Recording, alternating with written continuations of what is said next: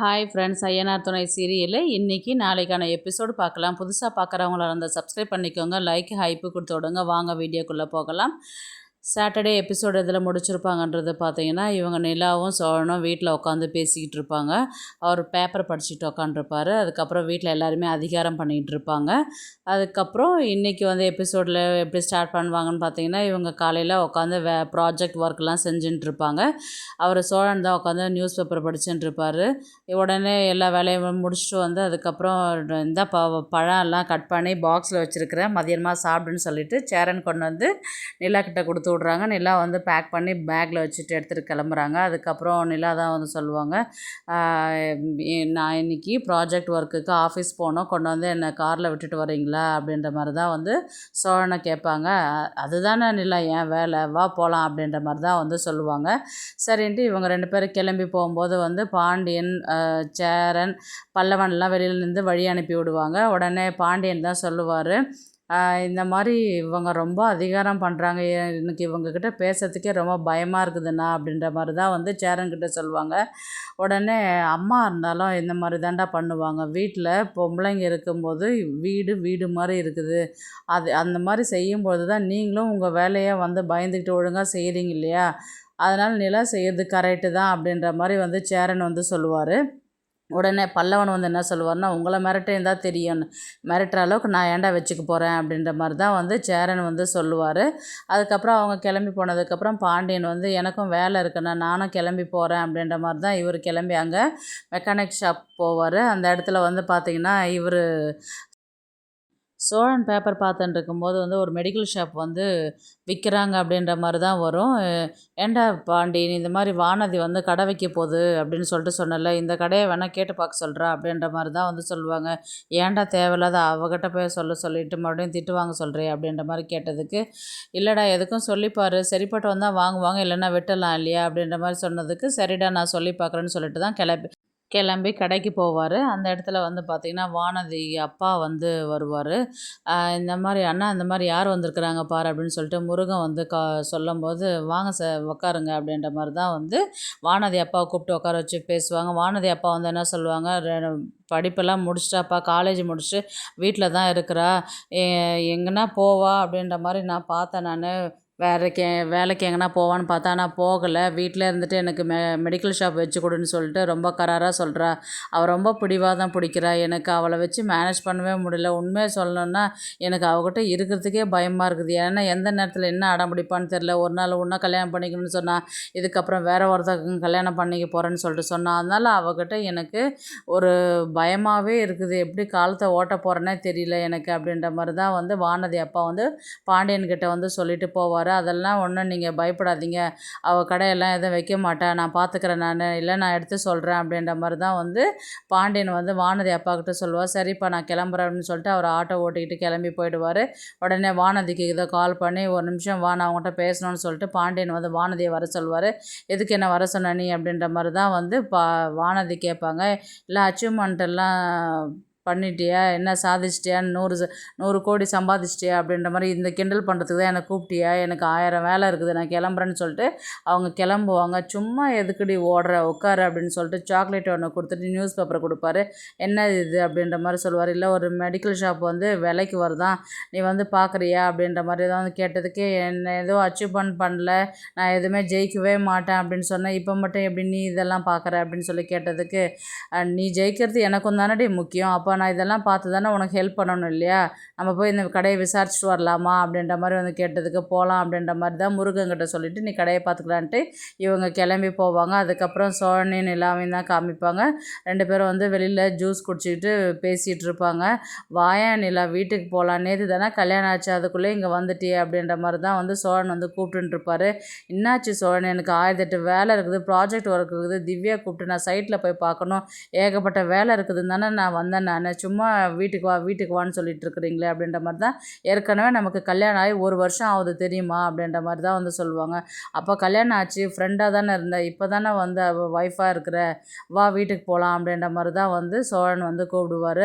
ஐயோ நான் வீட்டுக்கெலாம் வரல, இப்போ ஐயோ இருங்க ஒரு நிமிஷம் ஃபோன் அடிக்குதுன்னு சொல்லிட்டு கால் பண்ணும்போது யாருன்னு பார்த்தா அவங்க அப்பா தான் கால் பண்ணுவாங்க, நிலாவுடைய அப்பா.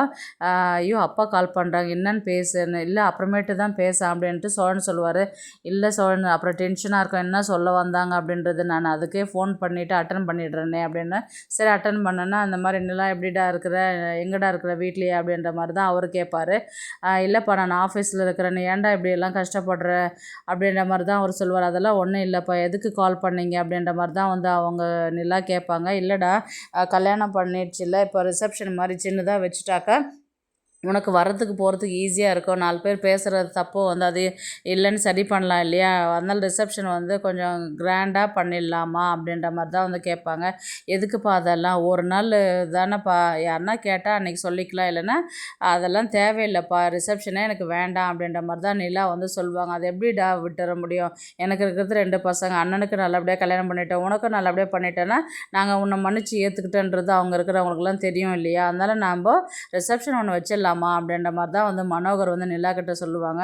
ஐயோ அப்பா வேண்டாம்ப்பா அப்படின்ற மாதிரி தான் நிலா வந்து சொல்லுவாங்க. சரி இருடா அப்படின்னு சொல்லிட்டு ஃபோனை கட் பண்ணிவிடுவார். உடனே சோழனுக்கு தான் கால் பண்ணுவார். பக்கத்துலேயே சோழன் வந்து உங்கள் அப்பா தான் கால் பண்ணுறாரு பார் அப்படின்னு, என்னன்னு பேசுங்க அப்படின்னு சொல்லிட்டு இவங்க அமைதியாகவே இருப்பாங்க. அவர் கால் பண்ணி மாப்பிள்ளை எப்படி இருக்கிறீங்க அப்படின்ற மாதிரி கேட்டதுக்கு, நல்லா இருக்கிறேன், ரொம்பவே சந்தோஷமாக இருக்கிறேன்னு கேட்டதுக்கு, ரொம்ப சந்தோஷம் மாப்பிள்ளை, இந்த மாதிரி ரிசப்ஷன் வைக்கலான் இருக்கிறேன், நிலா வந்து உங்ககிட்ட கேட்க சொல்லி சொன்னாங்க அப்படின்ற மாதிரி தான் வந்து மனோகர் வந்து சொல்லுவார். அவங்க தான் வேணான்னு சொல்கிறாங்களே மாமா, இப்போ எதுக்கு ரிசப்ஷன் அப்படின்ற மாதிரி தான் சொன்னதுக்கு, நிலா நினைக்கிறது புரியுது மாப்பிள்ள, இந்த மாதிரி வருவாங்க சொந்தக்காரெலாம் கொஷின் கேட்பாங்கன்றதுனால அவள் அதனால் வேணான்னு சொல்லிட்டு சொல்லுவா, எனக்கு தெரியும் அப்படின்ற மாதிரி சொன்னதுக்கு, ஐயோ அதுதான் இப்போது எதுக்கு தேவையில்லாத செலவுன்னு, சரி அப்போ கிராண்டாக பண்ணலாம், நம்ம சிம்பிளாக பண்ணிடலாமே அப்படின்னு சொல்லிட்டு மனோகர் வந்து சொல்லுவார். ஐயோ அதெல்லாம் ஒன்றும் வேண்டாங்க மாமா அப்படின்ற மாதிரி தான் இவர் வந்து சொல்லுவார். அதெல்லாம் இல்லைங்க மாமா, மாப்பிள்ளை நீங்கள் நிலா கிட்ட பேசி சமாதானம் வாங்கிடுங்க, நான் ரெடி பண்ணுற வேலை ஆரம்பிச்சிடுறேன் நான் அப்படின்ட்டு தான் ஃபோனை வச்சுருவார்.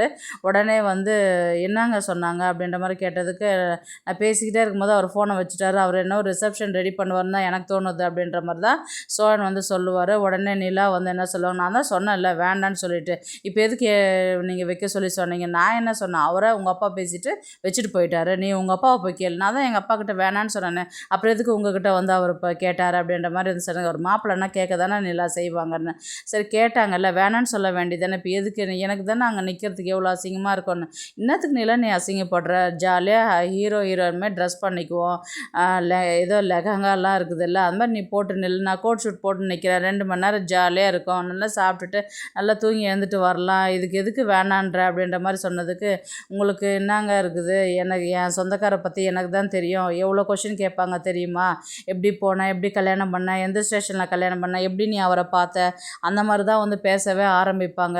உங்களுக்கு நீங்கள் அமைதியாக இருப்பீங்க, எல்லாருமே என்ன தான் வந்து கேட்பாங்க, சொந்தக்காரை பற்றி உங்களுக்கு தெரியாது அப்படின்ற மாதிரி தான் வந்து நிலா வந்து சொல்லுவாங்க. இவ்வளோ விஷயம் இருக்குதா, எனக்கு இது தெரியாத போச்சே அப்படின்ற மாதிரி தான் வந்து சோழன் வந்து சொல்லுவார். இப்போ சொல்லுங்கள் எல்லாத்தையும் அப்படின்ற மாதிரி தான் இவங்க சொல்லுவாங்க. சரி இப்போ என்ன பண்ணுறது, இப்போ எப்படி இதை வேண்டான்னு சொல்கிறதுன்னு, சரி நம்ம வீட்டில் போய் டிஸ்கஸ் பண்ணிட்டு சொல்லலாமா அப்படின்ற மாதிரி சோழன் வந்து சொல்லுவாள். உடனே சரி வாங்க கிளம்பி போகலாம் அப்படின்ற மாதிரி தான் வந்து இவங்க கூட்டிகிட்டே போவார் கார்லேயே. அதுக்கப்புறம் வந்து பார்த்திங்கன்னா சேரன்கிட்ட தான் போய் பேசுகிற மாதிரி இருக்குது. அந்த மாதிரி ரிசப்ஷன் வைக்கிறேன்னு சொல்லிட்டு அவங்க அப்பா கால் பண்ணாங்கன்னா, நிலா வந்து வேணான்னு சொல்லுது, நீங்கள் என்ன சொல்கிறீங்க அப்படின்ற மாதிரி சொன்னதுக்கு, அவர் வந்து செய்ய சொல்லுப்பா, ஏன்னா இப்போ அவங்களுக்கும் ஆசை இருக்கும் இல்லை, ஒரே பொண்ணு வச்சுருக்குறாங்கல்ல, அவங்களுக்கும் அவங்க சொந்தக்காரங்களாம் வந்து பார்த்தாங்கன்னா ரொம்பவே நிம்மதியாக இருக்கும்ல அப்படின்ற மாதிரி தான் வந்து சொல்லுவாங்க. சரி அண்ணனே சொல்லிட்டாரு அப்படின்னு சொல்லிட்டு இவங்க வந்து நிலா வந்து ரொம்பவே பயப்படுவாங்க, எங்கள் அப்பா பற்றி உங்களுக்கு தெரியாது, ரிசப்ஷன்ற பேரில் எதனா பண்ணுவாங்க, எனக்கு அதுதான் பயமாக இருக்குது அப்படின்ற மாதிரி தான் வந்து சோழன்கிட்ட சொல்லுவாங்க. நான் இருக்கும்போது நீ எதுக்கு நிலா பயப்படுற, உன்னை கல்யாணம் பண்ணுறதுக்கு முன்னாடியே உன்னை நான் கூட்டின்னு வந்தோம், இப்போ என் ஒய்ஃப் ஆகிட்டேன் நீ, அப்போ என்னும்போது நான் உன்னை எப்படி விட்டு வர முடியும், உன்னை எப்படி விட்டு கொடுக்க முடியும் இன்னொருத்தங்கிட்ட அப்படின்ற மாதிரி தான் வந்து சோழன் சொல்லுவார். உடனே வந்து நிலா வந்து கட்டி பிடிச்சிக்கிற மாதிரி தான் இருக்கும். அதுக்கப்புறம் வந்து பார்த்திங்கன்னா ரிசப்ஷனுக்கு இந்த மாதிரி வெள்ளிக்கிழமை ஃபிக்ஸ் பண்ணியிருக்கிறேன், நீங்கள் கிளம்பி வந்துடுங்க வியாழக்கிழமையே அப்படின்ற மாதிரி தான் வந்து மனோகர் மறுபடியும் கால் பண்ணி சொல்லுவார். சரிங்கப்பா அப்படின்ற மாதிரி தான் வந்து நிலா எல்லாம் சொல்லுவாங்க. இவங்க கிளம்பி அங்கே போகிற மாதிரி தான் இருக்கும். எல்லாருமே ரிசப்ஷனுக்கு போகிற மாதிரி தான் இருக்கும். அதுக்கப்புறம் வந்து இவங்க பாண்டியனும் வானதியும் போயிட்டு மெடிக்கல் ஷாப்பை வந்து விசாரிக்கும் போது வந்து பார்த்திங்கன்னா எல்லாமே ஓகே, ஆனால் இவ்வளோ அமௌண்ட் நீங்கள் கொடுத்தா மாத வாடகையே கொடுத்துட்டா நீங்கள் கடையை நீங்கள் நடத்திக்கலாம் அப்படின்ற மாதிரி தான் வந்து இவங்க பேசி சமாதானம் பண்ணிட்டு வந்துடுவாங்க.